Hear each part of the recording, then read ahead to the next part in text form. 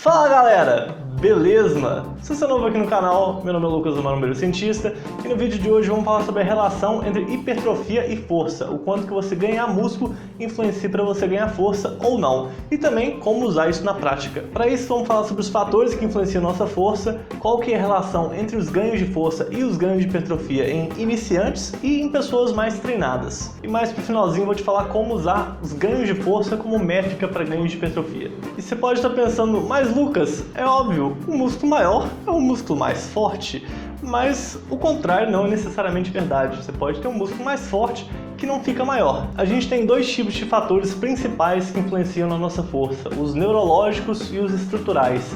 Vamos começar pelos neurológicos. Aí entra as nossas capacidades de ativação muscular, então quantas das nossas unidades motoras a gente consegue ativar e com que frequência a gente consegue ativar elas. Se a gente ativa mais unidades motoras, igual eu falo no meu vídeo sobre ativação muscular, a gente consegue produzir mais força, e se a gente ativa elas com uma maior frequência, a gente também consegue produzir mais força. Mas além disso, tem muito da questão de coordenação. Você pode pensar que é um negócio relativamente simples, mas a gente tem que ter uma coordenação intramuscular, ou seja, dentro do próprio músculo, e uma coordenação intermuscular, que é um músculo com o outro. Pegando o exemplo do supino, se você faz o supino declinado, reto ou inclinado, a região do seu peito que é usada é diferente. Então, para cada um desses, você tem que ter uma coordenação intramuscular do peito diferente. Você tem que ativar partes diferentes dele em proporções diferentes para você conseguir executar o movimento. Agora, para a coordenação intermuscular, vamos usar como exemplo o agachamento, que fica mais fácil de visualizar. Você tem que ativar cada músculo numa certa proporção, você não pode ativar todos no máximo ao mesmo tempo, porque senão você não vai executar o movimento. No caso do agachamento, você pode cair, que aí não é o objetivo do exercício. E isso se aplica também a outros exercícios, mas ficou fácil de visualizar assim. E além da coordenação entre os músculos que estão levantando peso, a gente também tem a ativação dos antagonistas quando a gente faz algum tipo de exercício.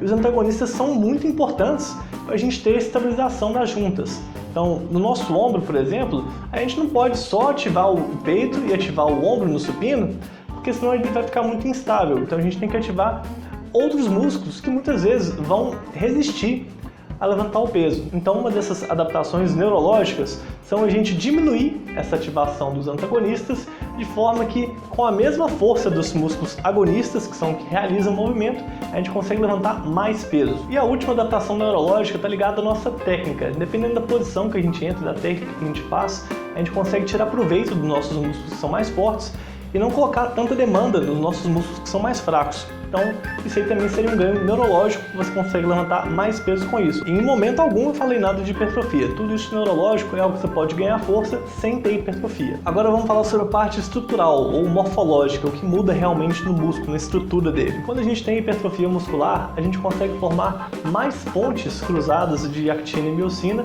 que é o que produz força. Então seria uma mudança estrutural que aumenta a força, mas a gente tem outras mudanças estruturais que vão aumentar a força também e que não vão aumentar o tamanho do músculo. Para entender isso melhor, vamos falar um pouco de biomecânica. O músculo faz uma força linear, só que o nosso movimento é nas articulações, é um movimento angular. Para a gente ter essa conversão de força para ângulo, a gente tem uma medida que a gente chama de torque. O torque seria a força angular, que é a força vezes o braço de alavanca. E o braço de alavanca não é algo constante. A gente pode ter hipertrofia de um músculo mais inferior, mais profundo, e com isso a gente aumenta o braço de alavanca de um outro músculo que não necessariamente teve hipertrofia e aumenta a força desse músculo superior. Nesse exemplo aqui a gente tem hipertrofia dos dois, mas você pode imaginar como que seria o caso de só um deles hipertrofiar. Ainda assim de cima ficaria mais forte. Esse caso aqui serve para a gente entender por que a nossa força aumenta muito mais rápido do que o nosso tamanho. Outra coisa que acontece é quando a gente fala no músculo inteiro, ele não é exatamente uma linha, não é pegando o tendão e a inserção e traçando algo assim.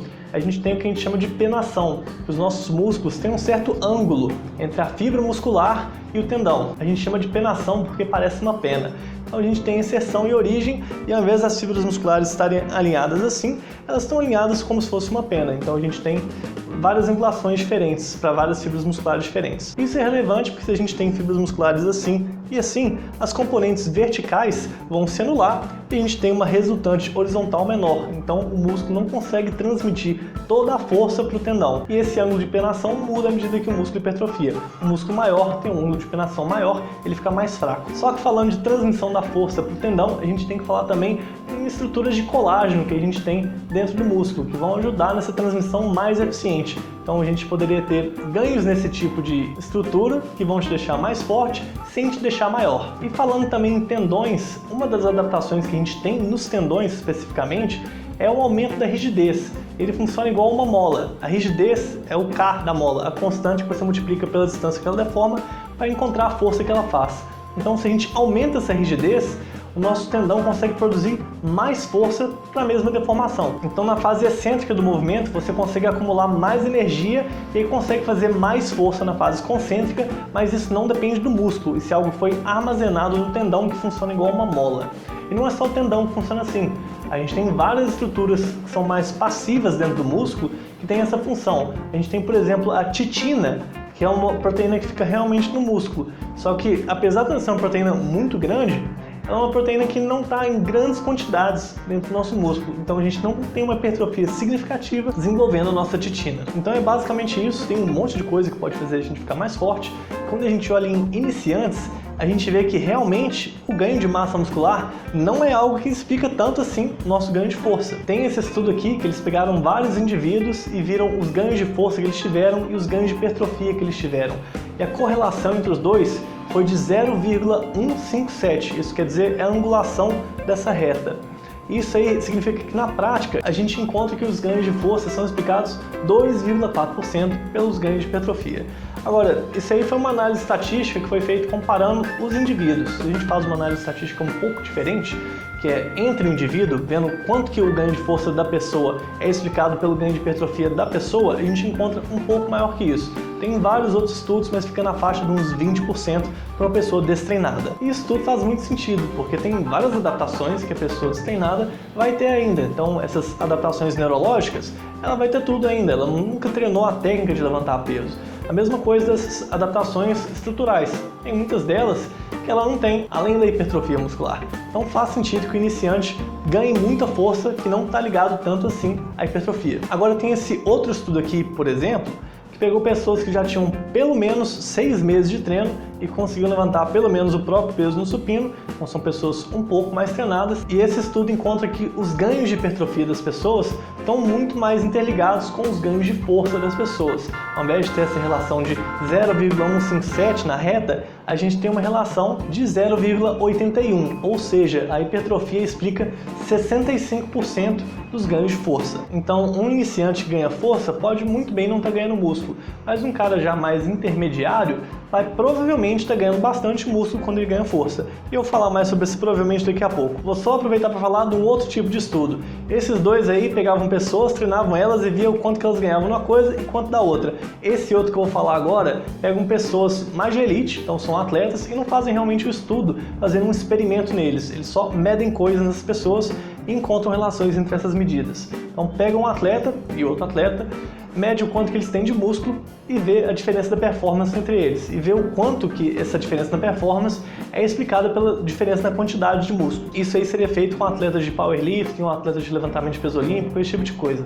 E tipicamente nesses estudos, eles encontram uma relação de mais de 90% entre a força e o tamanho do músculo. E é bem engraçado se você parar para pensar que ao invés de ter uma competição que as pessoas levantam um peso, podia ser uma competição que só medem quanto de músculo cada um tem e quem tem mais músculo fica em primeiro lugar. E o segundo em segundo e sucessivamente. O ranking ia mudar muito pouco se fosse feito dessa forma. E agora vamos ver como que a gente aplica isso, mas rapidinho eu criei um Telegram, tem um link na descrição do vídeo se você quiser entrar no grupo, é gratuito. E o que a gente tira disso é que pra gente ter um indício que o nosso programa está funcionando, que a gente está ganhando músculo, é muito mais fácil a gente medir a nossa força do que a gente medir a hipertrofia diretamente. Ao invés de você pegar e medir a circunferência do seu braço, você pode ver se você está ficando mais forte nas suas roscas, mais forte nas suas extensões de cotovelo, se você está conseguindo botar mais peso ou fazer mais repetições. Isso aí é um indício de que você está ficando maior, você está ganhando músculo com isso. Só que tem uma situação em que isso não é realidade, que é quando você muda o seu treino para ser mais específico para a força. Se você pensa, eu tenho que ganhar força, que aí eu vou ganhar hipertrofia, você pode sacrificar o estímulo hipertrófico, que seria um treino de hipertrofia realmente, e no lugar disso fazer um treino de força, que aí você tenta, ao invés de ganhar o que você quer, que seria a hipertrofia, tenta ganhar a métrica que você está usando para medir isso. Então isso aí não funciona. Você pode ficar mais forte sem ganhar mais músculo, quando você faz esse treino específico para força. Resumindo, se você está fazendo um treino mais ou menos igual, está mantendo o mesmo número de séries, a mesma proximidade da falha, só que você está conseguindo progredir, aumentando o peso ou aumentando as repetições, é um sinal de que você está tendo resultados de hipertrofia. Só que se você vai aumentando, por exemplo, o peso e reduzindo as repetições, ou reduzindo o número de séries, você pode até sim estar ficando mais forte, só que isso pode ser por outras adaptações, como as neurológicas, ou outras estruturais que não estão ligadas à hipertrofia, esse tipo de coisa. Então, esse tipo de treino, por mais que te deixe mais forte, não necessariamente vai te dar melhores resultados de hipertrofia. E se quiser usar a força como métrica para os seus resultados de hipertrofia,